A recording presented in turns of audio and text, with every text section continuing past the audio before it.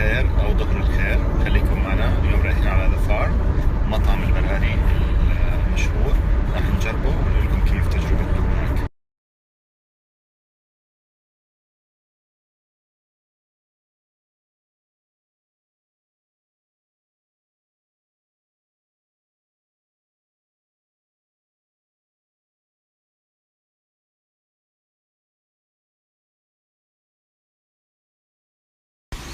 الطبيعة هي فكرة المطعم، ونتعايشك بفكرة البراري، فشوفوا كيف الطبيعة والخضار اللي عامله المطعم.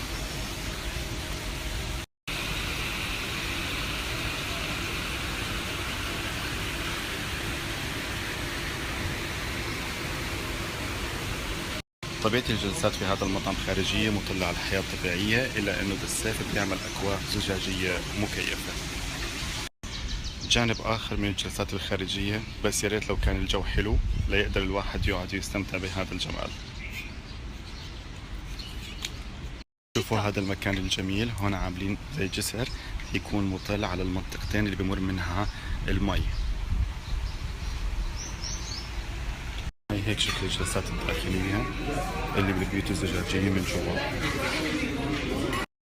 قائمة الطعام بمطعم ذا فارم منوعة وعالمية، كل الأشياء موجودة فيها، بتقدر تلاقي الكونتيننتال وحتى تايلاندي وكمان بيتزا وباستا. بعض من الوجبات الرئيسية اللي عم بقدمها المطعم